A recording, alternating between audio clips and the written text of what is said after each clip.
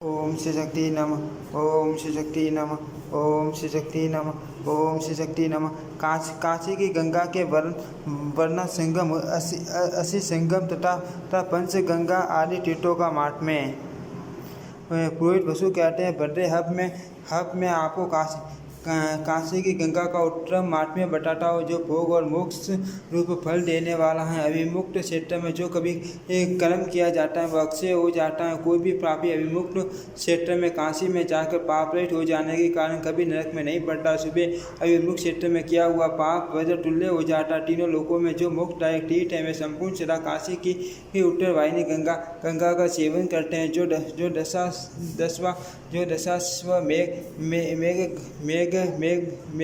मेढ घाट में स्नान करके विश्वनाथ जी का दर्शन करता है, वह शीघ्र ही पाप मुक्त होकर संसार बंधन से छूट जाता है। यो तो पुण्य सलीला गंगा सर्वथा ही ब्रह्म हत्या जैसे पापों का निवारण करने वाली है। तथापि काशी में जहाँ उनकी धारा उत्तर की ओर बैठी है वहाँ उनकी विशेष महिमा प्रकट होती है। वरना और गंगा के तथा असी और गंगा के संगम में स्नान करने मात्र से मनुष्य संपूर्ण पाठकों से मुक्त हो जाता है। काशी का उत्तर वाहिनी गंगा में कार्तिक और मास में स्नान करके मनुष्य महापाप आदि पाठकों से मुक्त हो जाता है। चुंदरी वहाँ धर्मधर नाम से विख्यात एक कुंड है, उसमें धर्म स्वरूप प्रकट होकर बड़े बड़े पाठकों का नाश करता है। वही धूली एवं दुष्टात्मा भी हैं, जो सर्वतीर्थमयी एवं शुभ कारक है। जैसे नदी का वेग तटवर्ती वृक्षों को गिरा देता है, उसी प्रकार वह दूत पाप समस्त पाप राशि को हल लेती है। काशी में कीर्णा, दूत पापा, पुण्य सलीला, सरस्वती, गंगा और यमुना, ये 5 नदियाँ इकट्ठा बताई गई है। इनसे त्रिभुवन विख्यात पंच गंगा तीर्थ प्रकट हुआ है।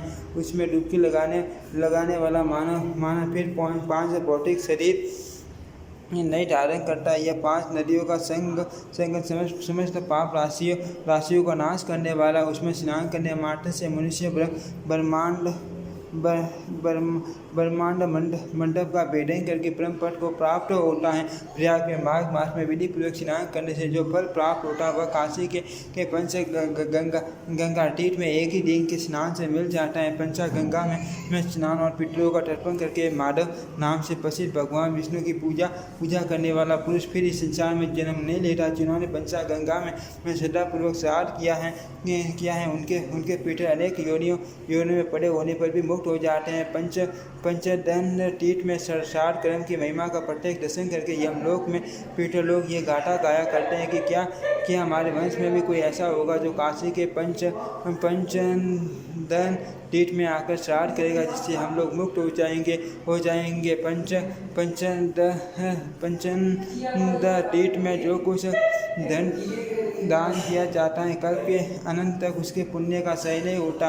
वंटिया स्त्री भी एक वर्ष तक पंचा गंगा तीर्थ में स्नान करके यदि मंगला गौरी का पूजन करे तो वह अवश्य ही पुत्र को जन्म देती है। वस्त्र से साने हुए पंच गंगा के पवित्र जल से यहाँ ठीक सूता देवी को स्नान कराकर मनुष्य मान फल का भागी होता है। पंचामृत के 108 कलशों के साथ तुलना करने पर पंच गंगा एक बूंद जल भी उनसे श्रेष्ठ सिद्ध होता है। इसे लोक में पंचकूश का पंचगव्य पीने से जो शुद्धि कही गई है वही शुद्धि श्रद्धापूर्वक पंच गंगा के जल की एक बूंद पीने से प्राप्त होती है। और उसके कुंड में स्नान करने से राजसूय तथा स्वयं केके का जो फल कहा गया उसे 100 गुना उत्तम फल उपलब्ध होता है। राजसूय और अश्वमेघ यज्ञ केवल सबक के साधक हैं, किंतु पंच गंगा के जल से ब्रह्मलोक के संपूर्ण द्वंद्वों से मुक्ति मिल जाती है। सतयुग में वह धर्मनद के नाम से प्रसिद्ध हुआ। त्रेता में उसी का नाम धूत पापा हुआ। द्वापर में उसे बिंदु तीर्थ कहा जाने लगा और कलयुग में पंचनद के नाम से उसकी ख्याति होती है।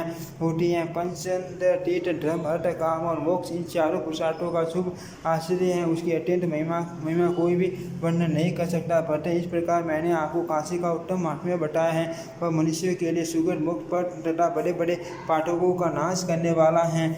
माँ पाठक की एवं उप पाठक की मानव भी अभिमुक्त क्षेत्र के इस महात्म्य को सुनकर शुरू हो जाता है। ब्राह्मण इसको सुनने और पढ़ने से वेदों का विद्वान होता है, सत्य युद्ध में विजय पाता है, वैसे धन संपत्ति से भरपूर होता है और शूद्र को वैष्णव भक्तों का संग प्राप्त होता है। संपूर्ण यज्ञों में जो फल मिलता है, समस्त तीर्थों में जो फल प्राप्त होता है, वह सब इसके पाठ से और श्रवण से भी मनुष्य प्राप्त कर लेता है। विद्यार्थी इससे विद्या प्राप्त पाता है, धनार्थी धन पाता है, पत्नी चाहने वाला पत्नी और पुत्र की इच्छा वाला पुरुष पुत्र पाता है।